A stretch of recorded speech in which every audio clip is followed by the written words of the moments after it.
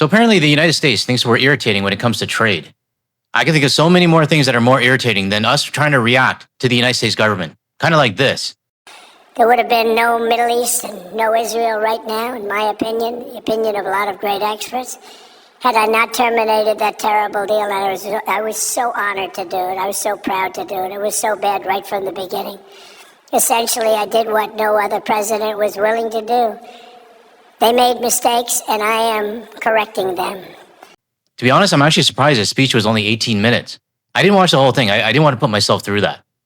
But hearing the US government blame Canada and calling us irritating when all of this trade issue started with the orange guy himself, it reminds me of this meme that somebody posted in our Discord server.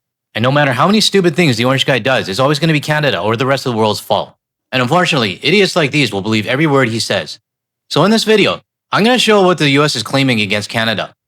And hopefully by the end of this video, I'll help to refuel your boycott USA, or buy Canadian, or buy Australian, or buy European movement. Okay, let's get started with the first video.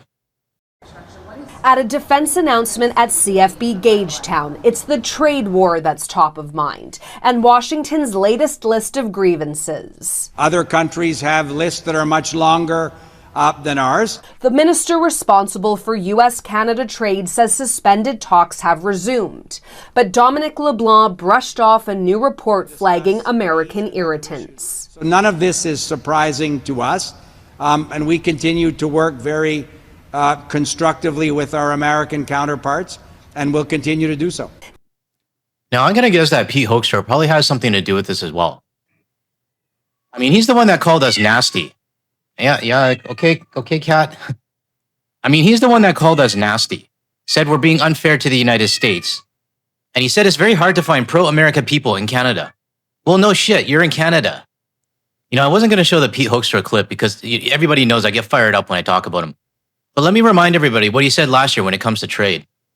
I'm disappointed that I came to Canada, a Canada that it is very, very difficult to find Canadians who are passionate about the American-Canadian relationship. Okay? You ran a campaign where, it was anti-American, elbows up, me too. It was an anti-American campaign. That has continued. That's disappointing. I talked to a lot of business people. They are passionate about the relationship because they recognize rebuilding ecosystems and rebuilding the kind of economic relationships that we have. Well, to be honest, Pete, I'm not passionate about it. I'm not passionate about rebuilding things with the United States or being gaslit to think that we're the problem when you guys started the whole thing. What I am passionate about is making sure that we're spending money in Canada, we're buying Canadian, and we're buying from our partners around the world that actually appreciate us, like those in Europe, Australia, Asia, Southeast Asia, anywhere else but the United States. Oh, and one last thing before I move on. Screw you, Pete. The Office of the U.S. Trade Representative underscored the issues that have irked the Trump administration for months, like provinces boycotting American booze. We can resolve within a minute. All President Trump has to do is get rid of the unfair tariffs. And Ottawa's Buy Canadian policy. Okay, let me pause here for a minute because I want to go through a fictitious scenario that we know is not going to happen unless, the orange guy's like 6 feet under. But let's just say he does cancel the tariffs and we put booze back on the shelves. Is anybody going to buy them? You see, in my opinion, it's not really about the tariffs anymore or the ban on alcohol on our shelves. They could put the alcohol back on the shelves and I still won't buy it. And that's been proven in Alberta and Saskatchewan. The booze are back on their shelves. But I've done previous reports saying that the sales are not like what they used to be before. So I'm pretty sure I'm not alone and not the only Canadian around the world that would say, no, I'm not going to buy it even if it's on the shelves. So let me know in the comments, if that scenario ever happens where the booze go back on the shelves, are you going to buy it?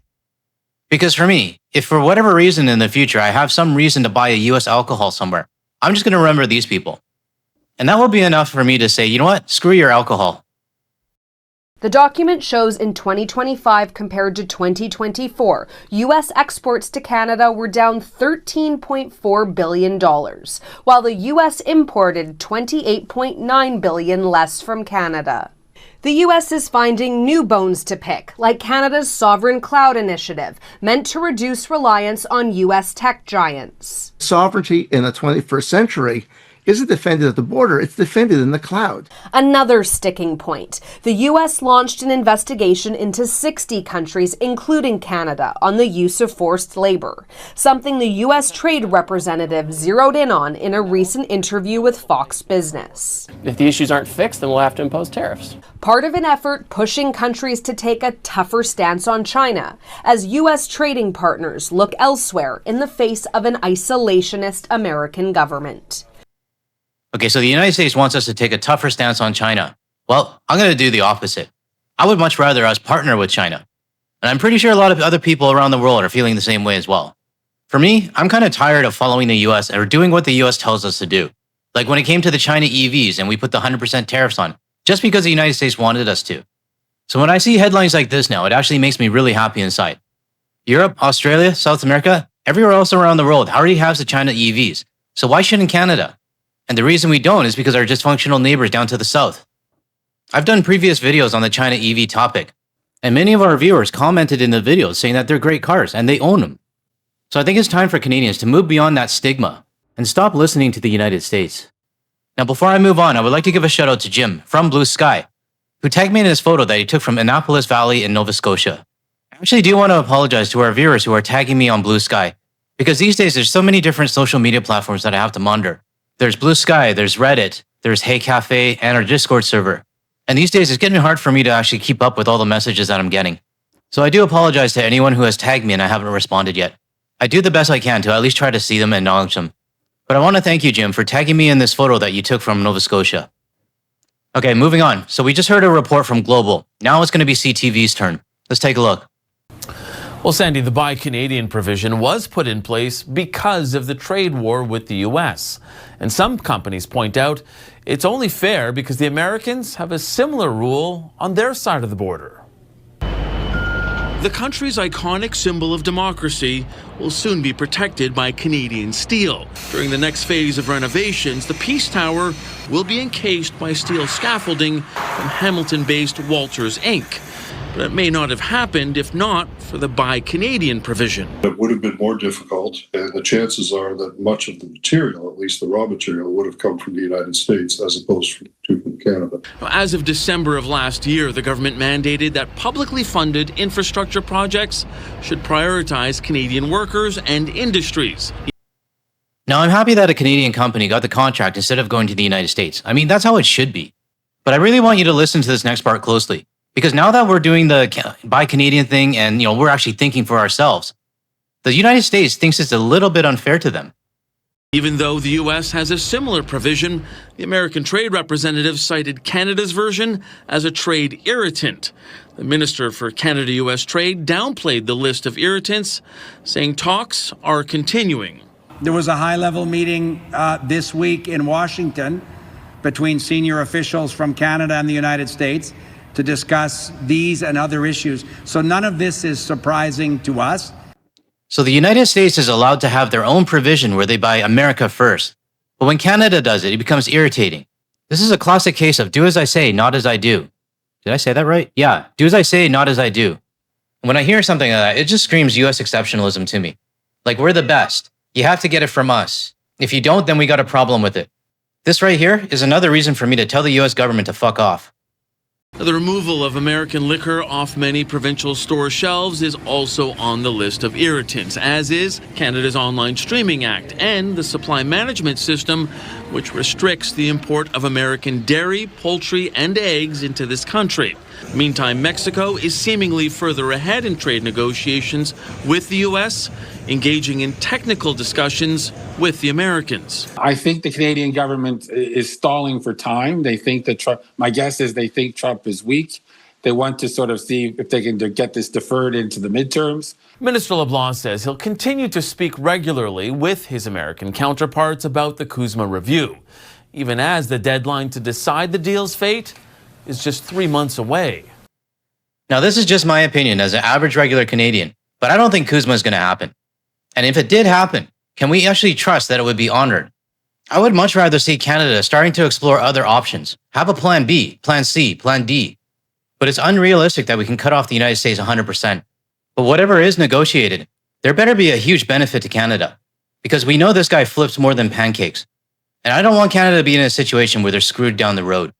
But hey, I'm no expert in this. I'm just a YouTuber with a very loud cat who I fed earlier. And why are you so loud today? Sorry about that. Anyways, I want to move on to the last report out of CBC because we know the impact it's having in Canada. But I'm kind of curious to see what's happening south of the border. And CBC explains that. Now, Janice, the report also has some new stats on the impact of this trade war on the U.S. economy. We heard GDP numbers for Canada earlier this week, manufacturing taking a hit. What can you tell us about the U.S. impact? Yeah, it's interesting. For each chapter, they talk about how the trade deficit or surplus for the U.S. has changed. And that reveals that U.S. goods exports to Canada are down by over $13 billion.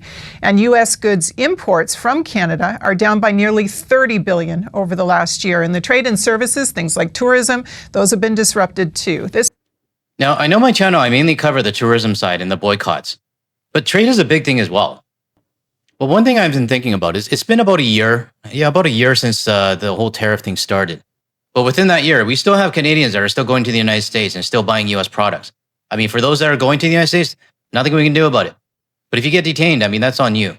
But for those of us who actually gives a shit about what's going on in the world right now, we've already developed a habit that's already a year old, where we're not buying the products and we're not going to the United States and we're avoiding anything US. So when this reporter mentioned that there's billions in exports from the US that are down, that are lost from Canadians importing, I am not surprised at all.